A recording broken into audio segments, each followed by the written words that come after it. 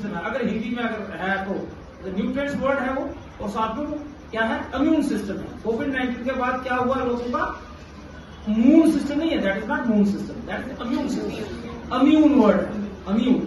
और pronunciation should be very clear, she has spoken outstandingly, मैं कहूँ बहुत अच्छा बोली है, इसमें कोई दो राय नहीं है। मुझे मालूम बड़ा खुश हुआ, हमारे सरकारी स्कूलों के बच्चे अगर इस तरह से कर रहे हैं तो वो दिन दूर नहीं है कि सरकारी school can compete with the top schools of this country. और सरकारी स्कूलों का जो म्यार है उसको अगर ऊपर लाने में हमारी जो भूमिका, जो हमारा जो तामन, हमारी समर्थन जिसे हम कह सकते हैं, वो हम कर रहे हैं। हमारी तरफ से कोई किसी किस्म की कमी नहीं है, हम कर रहे हैं, हम प्रयासरत हैं। और जब भी मुझे कहीं मौका मिलता है मैं हमेशा अपने आप को आपके हवाले करता हूं, जो आपका समर्थन चाहता हूं जिन नौजवानों का। मैंने पहले भी अपने स्पीच में कहा कि मैं हमेशा इन नौजवानों से बात करता हूं, बिकॉज टुमारो इज योर्स। देखो टीचर किसके साथ डील कर रहा है, we are developing this countries human resource. हम किसी बिल्डिंग को नहीं बना रहे हैं, we are not developing any hospital, we are not constructing any building, we are constructing the behaviour of the child, that is very very important. और इस देश का बच्चा जब आगे बढ़ेगा तभी ये देश जो है विकसित भारत भी बनेगा। और इसीलिए जो है इस तरह के बच्चे, पढ़ने जैसे बच्चे, मैं कहूँगा सबसे प्रेरणा का जो बच्चे यहाँ बोल रहे हैं, ये आने वाले वक्त में एक अच्छे वक्ता भी बनेंगे और अच्छे ओरिएंटर बनेंगे।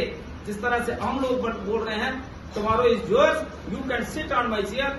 हम जहां से रिटायर हो जाएंगे और आफ्टर द 15-16 ईयर्स, तो जब आप रिटायर हो जाएंगे आपका दिन होगा, वो आने वाला वक्त आप लोगों का है। इसीलिए मैं कहता हूं कि आपको जो अपॉर्चुनिटी मिलती है, वो जो अपॉर्चुनिटी हासिल नहीं करता है वो पीछे रह जाता है, उसको इस फील्ड में कोई नहीं पहचानेगा। इसलिए नहीं पहचानेगा क्योंकि कंपटीशन बहुत ज्यादा है, नेक टू नेक कंपटीशन होगा। आज भी मैं आपको जजमेंट फाइल्स आपको दिखा सकता हूँ, बच्चों में फर्स्ट सेकंड थर्ड का बहुत अंतर होने वाला नहीं है, क्योंकि ऑल आर गुड स्पीकर्स और कंटेंट सबका एक जैसा है।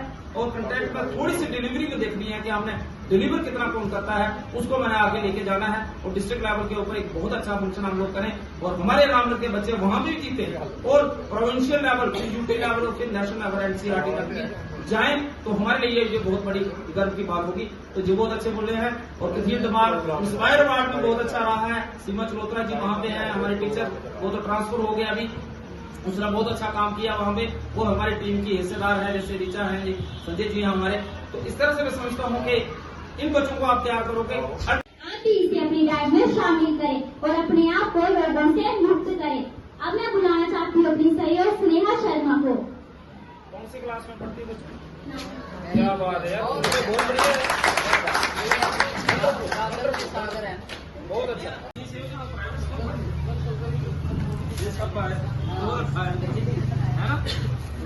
है ना, बड़ा अच्छा, ये देखो दूर नहीं है। क्या नाम है बच्चों तेरा?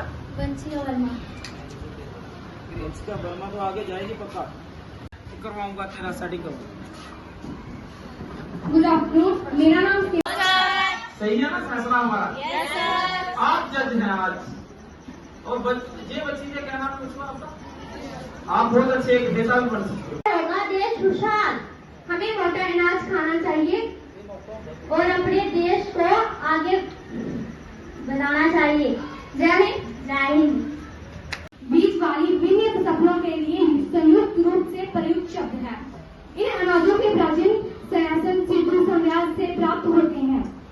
भारत विश्व में मोटे अनाज का सबसे बड़ा उत्पादक देश है। भारत में उपलब्ध कुछ सामान्य मोटे अनाजों में रागी, ज्वार, चना, बाजरा शामिल है।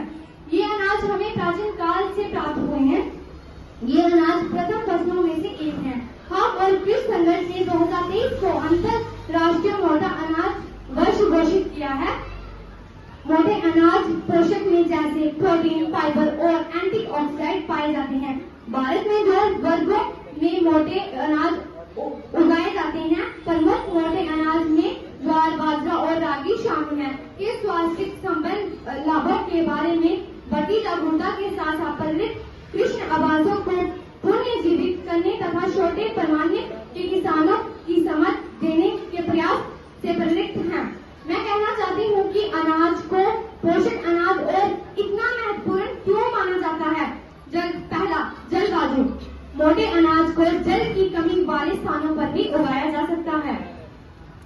the year International Year of Millets by the United Nations Food and Small Seeds, grasses with coarse grains rich in proteins, fibers and carbohydrates. The Indian household is pretty familiar with common millets like ragi, finger. आज के programme की जानकारी दें।